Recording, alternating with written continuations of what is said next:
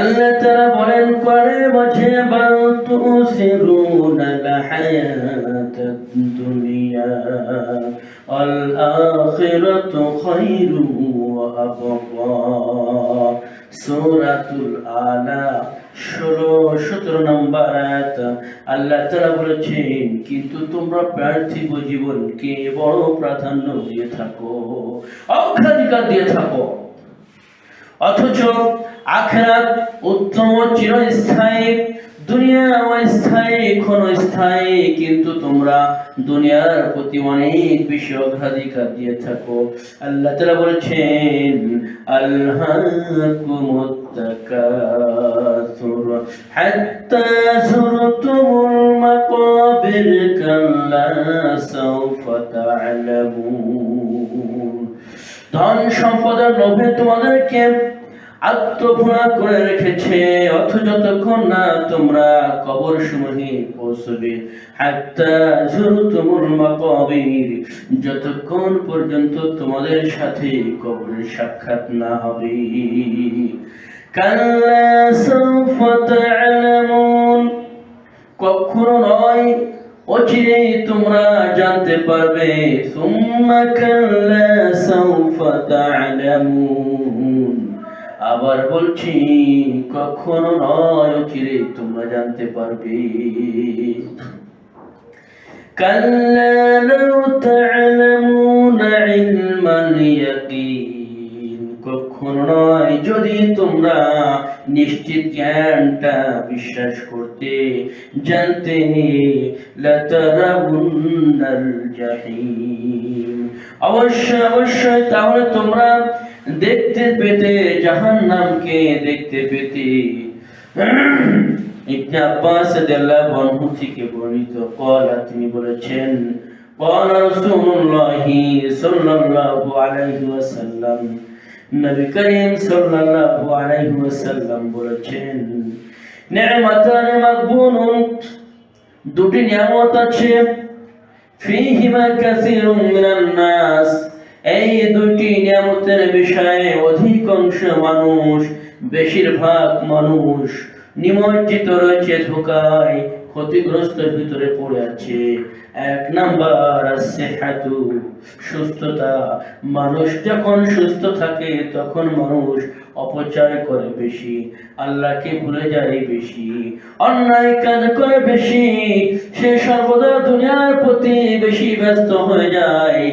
All ফারাগ, অবসর time যখন পায় সে সিনেমায় ব্যস্ত হয়ে যায়, ফেসবুকে ব্যস্ত হয়ে যায়, সফরে ব্যস্ত হয়ে যায়, খেলাধুলায় ব্যস্ত হয়ে যায়, আশিপাশা খেলতে খেলতে ব্যস্ত হয়ে যায়, কিন্তু মহান রব্বুল আলামিনকে ভুলে যায়। সুস্থতার টাইমে, সুস্থতার সময় সময়টাকে মূল্যায়ন করে না, সময়টাকে জ্ঞান করে না, অবসর টাইমকে মূল্যায়ন করে না।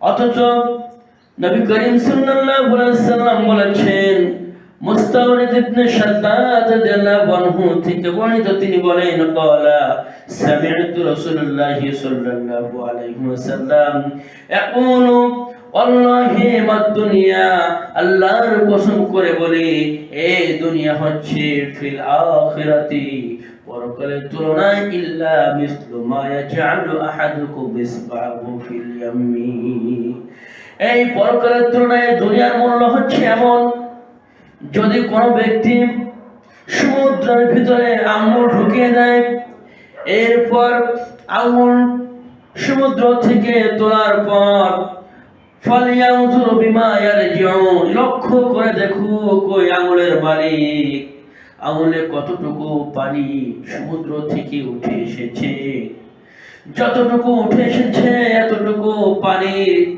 এই সমান মূল্য দুনিয়ার, কিন্তু দুনিয়ার মানুষ বোঝে না। এটা মুসলিম এসেছে মিশকাতে 5156 নম্বর হাদিস। জাবের রাদিয়াল্লাহু আনহু থেকে বর্ণিত, তিনি বলেন, আন্না রাসূলুল্লাহ সাল্লাল্লাহু আলাইহি ওয়াসাল্লাম, নিশ্চয় রাসূল সাল্লাল্লাহু আলাইহি ওয়াসাল্লাম একদা কোন একটি মৃত কান কাটা ছাগলের পাশ দিয়ে যাচ্ছিলেন। আর আমাদেরকে বলছিলেন আইয়ুকুম ইউহিব্বু আন্না হাযা লাহু বিদিরহামিন, তোমাদের ভিতরে এমন কি কেউ আছো পছন্দ করো যে 1 দিরহামের বিনিময়ে এই মৃত কান কাটা ছাগলটি ক্রয় করতে চাও? ফাকালু মা নুহিব্বু আন্নাহু লানা বিশাইইন, সাহাবীরা বললেন আমাদের ভিতরে কেউ এমন নাই। বিশ্বনবী সাল্লাল্লাহু আলাইহি ওয়াসাল্লাম বললেন ফাওয়াল্লাহি, আল্লাহর কসম করে বলি, ইলা দুনিয়া আহওয়ানু আলাল্লাহি মিন হাযা আলাইকুম, আল্লাহর কসম করে বলি এটা তোমাদের কাছে যতটুকু নিকৃষ্ট, আল্লাহর কাছে দুনিয়া এবং দুনিয়ার ভিতরে যা কিছু আছে এর চাইতেও অধিক নিকৃষ্ট। মুসলিমে এসেছে হাদিসটা, মিশকাতে 5157 নম্বর হাদিস।